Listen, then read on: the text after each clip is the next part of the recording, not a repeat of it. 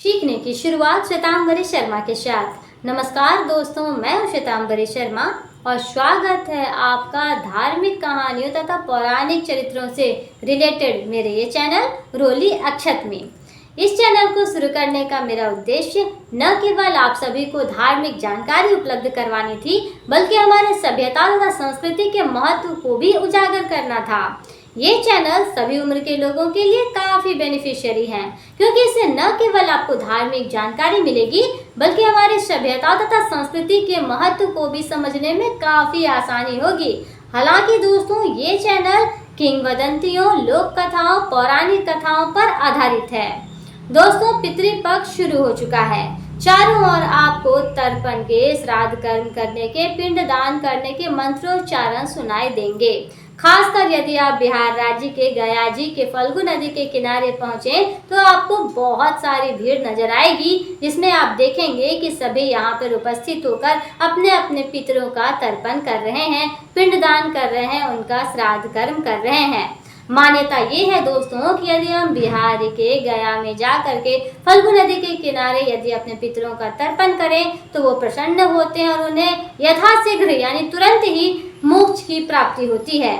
जब आपके पितृ प्रसन्न होंगे, उन्हें मोक्ष की प्राप्ति होगी, तो आपका जीवन भी निर्विघ्न रूप से, सुचारू रूप से, अनवरत भाव से चलेगा और आपके जीवन में सुखी, शांति और समृद्धि की बारिश होगी। दोस्तों, यही कारण है कि हर वर्ष आश्विन मास के कृष्ण पक्ष को पितृपक्ष के रूप में मनाया जाता है, जिसकी की शुरुआत कहा जाता है सूर्यपुत्र कर्ण के द्वारा हुई थी। उन्होंने अपने पिता का या फिर अपने पूर्वजों का तर्पण नहीं किया और कहा जाता है कि गरीबों में अन्न और जल का भी दान नहीं किया, जिसके कारण उन्हें स्वर्ग लोक में जाने के पश्चात अन्न और जल की प्राप्ति नहीं हुई, यानी भूखे प्यासे रहने लगे। तत्पश्चात उन्हें देवराज इंद्र ने उपाय सुझाया।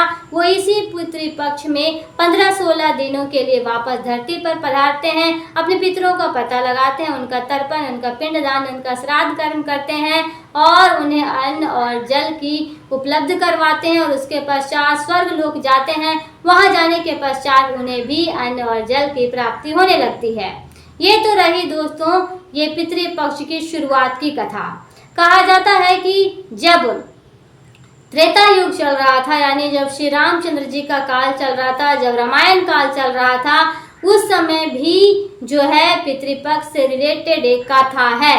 जी हाँ दोस्तों, वैसे आपको शास्त्रों में पितृपक्ष, पितरों के तर्पण, पिंडदान और श्राद्ध कर्म से रिलेटेड कई कथाएं जो कि लोक कथा या पौराणिक कथाओं के रूप में विद्यमान है सुनने को मिलेंगी।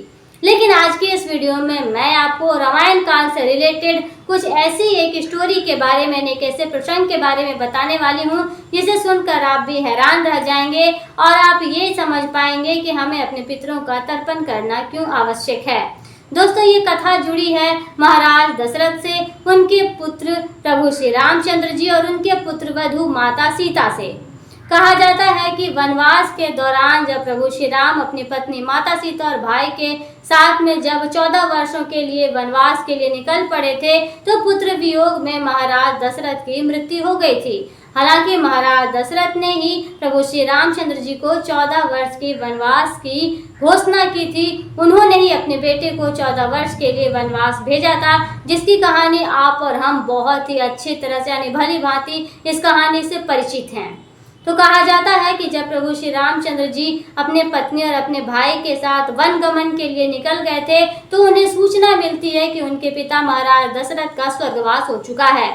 ये सूचना मिलने के पश्चात बड़े पुत्र होने के नाते उनका ये दायित्व बनता, उनका ये कर्तव्य बनता था कि वो अपने पिता का श्राद्ध कर्म करें। इसीलिए वो अपनी पत्नी और अपने भाई के साथ गया जी पहुंचते हैं, फल्गु नदी के किनारे इकट्ठे होते हैं और वहां एक ब्राह्मण देव से बातचीत करते हैं। वहां जाकर के वो ब्राह्मण देव को ये बताते हैं कि उन्हें अपने पिता महाराज दशरथ का स्वर्गवास हो चुका है, जिनका उन्हें तर्पण करना है, श्राद्ध कर्म करना है, पिंडदान करना है।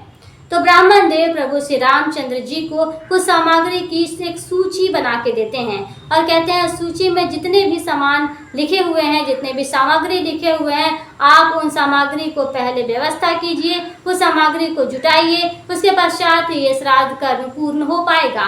लेकिन शुभ मुहूर्त के पहले ही अगर शुभ मुहूर्त निकल गया यानी शुभ समय निकल गया तो फिर आपके पिताजी का श्राद्ध कर्म अगर कर भी दिया जाए तो उन्हें मोक्ष की प्राप्ति नहीं हो पाएगी, वो अधूरा ही माना जाएगा।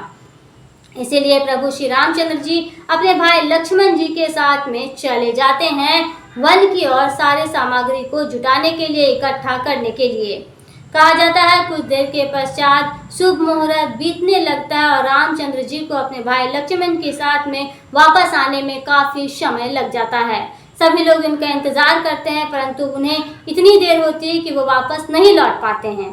इसी समय कहा जाता है कि महाराज दशरथ की आत्मा माता सीता के सामने प्रकट होती है और उनसे निवेदन करती है, उनसे अनुरोध करती है कि वो ही उनका पिंडदान करें। उस समय माता सीता कहती है कि मैं तो आपका पुत्र नहीं हूँ, आप तो मेरे ससुर हैं, मैं आपके पिंडदान कैसे कर सकती हूँ। तब महाराज दशरथ कहते हैं कि बेटी और पुत्र वधू भी पिंडदान कर सकती है, इसलिए शुभ समय रहते हुए, शुभ मुहूर्त रहते हुए आप मेरा पिंडदान कर दीजिए ताकि मुझे मोक्ष की प्राप्ति हो सके।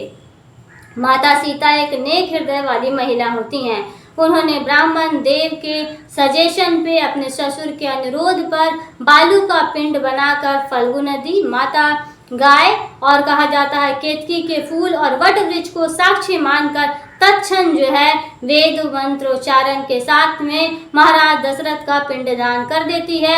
और फल्गु नदी के किनारे गया जी में जब उनका पिंडदान होता है, उनका श्राद्ध कर्म होता है, उनका तर्पण होता है तो उन्हें तत्क्षण मोक्ष की प्राप्ति हो जाती है और महाराज जो है उन्हें जो है बहुत सारा आशीर्वाद देते हैं और आशीर्वाद दे करके स्वर्ग लोक के लिए प्रस्थान कर जाते हैं।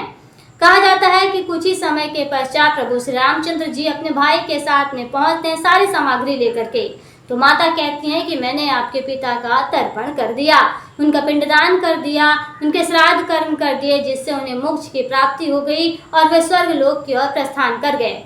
श्री रामचंद्र जी को उनकी बातों पर विश्वास नहीं होता है। वो कहते हैं कि बिना सामग्री के, बिना पुत्र के आखिर कैसे हो सकता है पिंडदान।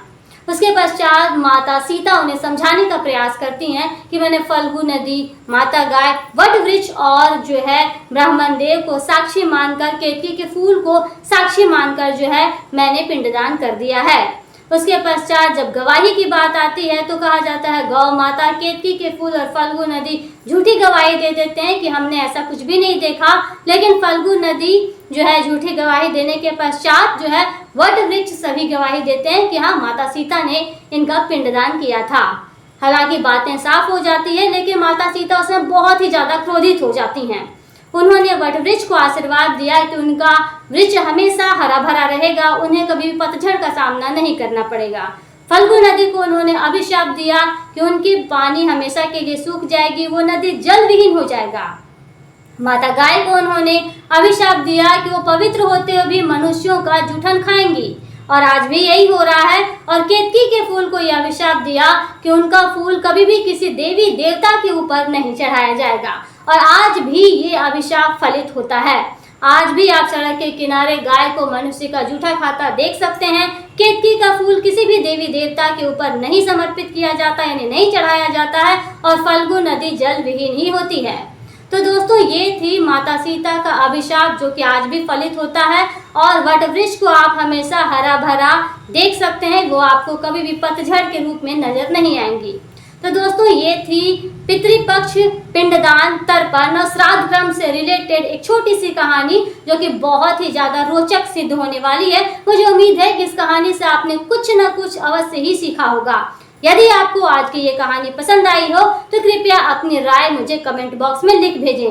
मुझे आपकी राय का हमेशा इंतजार रहता है। साथ ही आप मुझे सपोर्ट करना ना भूलें। मुझे सपोर्ट करने के लिए बस आपको मेरे इस चैनल को लाइक, शेयर और सब्सक्राइब करना होगा ताकि मैं मोटिवेट हो सकूं और आपके लिए तरह तरह के रोचक वीडियोस बना सकूं, जिससे न केवल आपको धार्मिक जानकारी उपलब्ध हो सके बल्कि आप हमारी सभ्यता तथा संस्कृति के महत्व को भी अच्छी तरह से समझ सकें। तो दोस्तों और ना देर करते हुए आज के इस वीडियो को मैं यहीं समाप्त करना चाहूंगी, वरना ये वीडियो कुछ ज़्यादा ही लंबी हो जाएगी और शायद इंटरेस्ट भी आपका कम हो जाएगा। तो दोस्तों आज के इस वीडियो में केवल इतना ही। दीजिए इजाजत, फिर मिलते हैं अगले वीडियो में एक नई कैरेक्टर के साथ, या फिर एक नई चरित्र की जीवनी के साथ, या फिर एक नई कहानी के साथ जो कि बहुत ही ज्यादा रोचक होने वाली है, धर्म से रिलेटेड होने वाली है और हमारी सभ्यता तथा संस्कृति के महत्व को उजागर करने वाली है। तो दोस्तों आज के लिए केवल इतना ही। दीजिए इजाजत, फिर मिलते हैं अगले वीडियो में। तब तक